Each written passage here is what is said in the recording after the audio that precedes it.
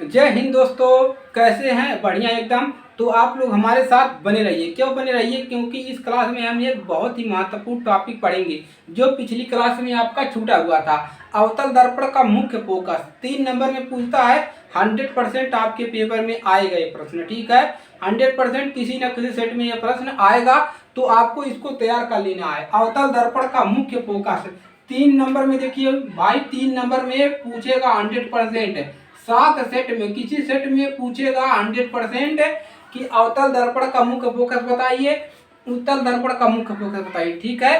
पिछली क्लास में हमने वक्रता केंद्र, फोकस दूरी, ध्रुव और वक्रता त्रिज्या, इन सभी के बारे में अच्छे से पढ़ लिया है। जिसने भी नहीं पढ़ा है, डिस्क्रिप्शन में लिंक है, वहां से जा करके आप लोग पहले इस क्लास को पूरा करिए, तो आपको और ज्यादा अच्छे से समझ में आएगा, ठीक है। अब चलिए क्लास को शुरू करते हैं। इसको लिख देते हैं, ये क्या है? मुख्य अक्ष है, ठीक है। ये क्या है आपका? मुख्य अक्ष है। ये मिट गया था तो इसको लिख देते हैं, ये मुख्य अक्ष है। ये बीच वाली लाइन क्या है आपका? मुख्य अक्ष है, तो इसको सीधा बना लीजिए। चलिए, और यहाँ पर वक्रता केंद्र है, तो हमने सब डिस्कस किया हुआ है। चलिए अब अवतल दर्पण का मुख्य फोकस समझते हैं, ठीक है। चलिए अब क्या लिखेंगे? मुख्य अक्ष के समांतर। अब आपको परिभाषा कहाँ से शुरू करना है, ठीक है। आपको यही परिभाषा याद रख, इसी को आपको याद रखना है। मुख्य अक्ष क्या याद रखना है? मुख्य अक्ष, इतना याद कर लेंगे, मुख्य अक्ष, ठीक है। याद करेंगे, ठीक है। चलिए याद कर लिया। अब आपको करना क्या है? देखिए, अब आपको परिभाषा में ये लिखना है कि मुख्य अक्ष के समांतर, देखिए ये क्या है? प्रकाश किरण है। ये क्या आ रही है सभी? ये आ रही है आपकी प्रकाश किरण। क्या है आपके? प्रकाश किरण, ठीक है। किरण, यहाँ पर वस्तु रखा हुआ है और प्रकाश किरण आ रही है। देखिए अब आपको याद रखना है मुख्य अक्ष, इतना याद रखना है, ठीक है। चलिए तो क्या लिखोगे? मुख्य अक्ष के समांतर आने वाली। तो मुख्य अक्ष के समांतर, देखिए समांतर सभी जा रही है ना, ऐसे समांतर। तो मुख्य अक्ष के समांतर क्या आ रही है? प्रकाश किरणें। तो लिखेंगे मुख्य अक्ष के समांतर आने वाली प्रकाश किरणें। देखिए प्रकाश किरणें क्या हो रही है? प्रकाश किरणें अवतल दर्पण, अवतल दर्पण से क्या हो रहा है? परावर्तन हो रहा है, परिवर्तन हो रहा है ना।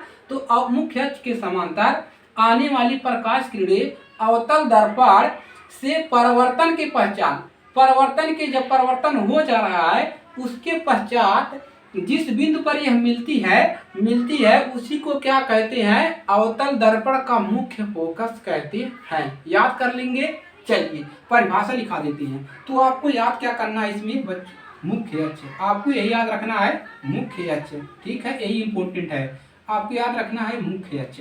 तो क्या लिखेंगे? मुख्य अक्ष के समांतर। क्या लिखेंगे? मुख्य अक्ष के समांतर, समांतर, मुख्य अक्ष के समांतर क्या आ रही है? आने प्रकाश किरणें। क्या आ रही है? प्रकाश किरणें। मुख्य अक्ष के समांतर आने वाली, क्या आने वाली है? प्रकाश किरण।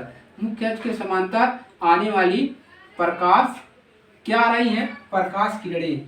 मुख्य अक्ष के समांतर आने वाली प्रकाश किरणें। अब क्या लिखोगे? प्रकाश किरणें लिखोगे अवतल दर्पण के पश्चात। प्रकाश किरणें कौन सा दर्पण है? अवतल दर्पण। अवतल दर्पण के पश्चात, अवतल दर्पण के पश्चात, पश्चात अवतल दर्पण, अवतल दर्पण से, इसको लिख लीजिए, अवतल दर्पण से परावर्तन के पश्चात, अवतल दर्पण से अब इसका क्या होगा? परावर्तन होगा।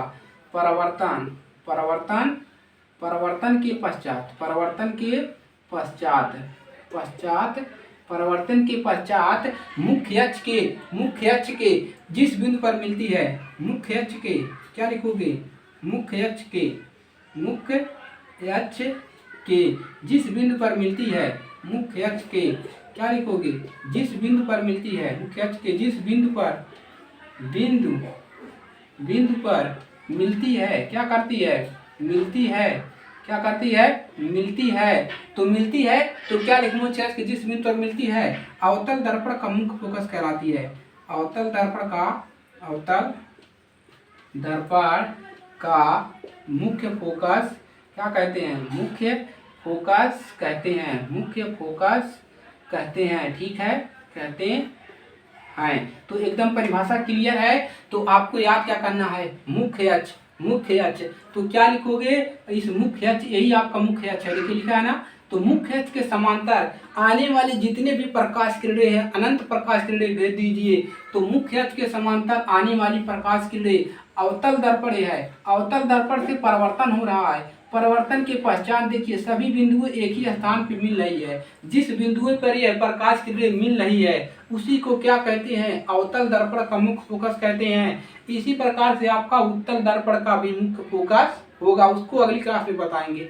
तो याद कर लेंगे, मुख्य अक्ष के समांतर आने वाली प्रकाश की किरणें अवतल दर्पण से इसका परिवर्तन हो रहा है। परिवर्तन के पश्चात जिस बिंदु पर मिल रही है उसी को क्या कहते हैं, अवतल दर्पण का मुख्य फोकस कहते हैं। ठीक है, याद हो जाएगा, नोट करिए।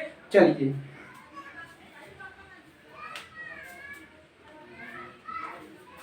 तो नोट कर लीजिए। तो देखिए भाई, ये आपके 100% आपके पेपर में आएगा, इसको तैयार करना है। तो आपको बता दिए, मुख्य अक्ष के समांतर आने वाली प्रकाश की किरणें अवतल दर्पण से परिवर्तन के पश्चात जिस बिंदु पर मिलती है उसी को क्या कहते हैं, अवतल दर्पण का मुख्य फोकस कहते हैं। तो आपको इसको तैयार करना है, वीडियो को लाइक करना है, शेयर करना है, चैनल पर नए हैं तो सब्सक्राइब करना है और अपनी तैयारी पूरी करनी है। ठीक है, चलिए इसी के साथ मिलेंगे अगली क्लास में। तब तक के लिए जय हिंद, जय भारत।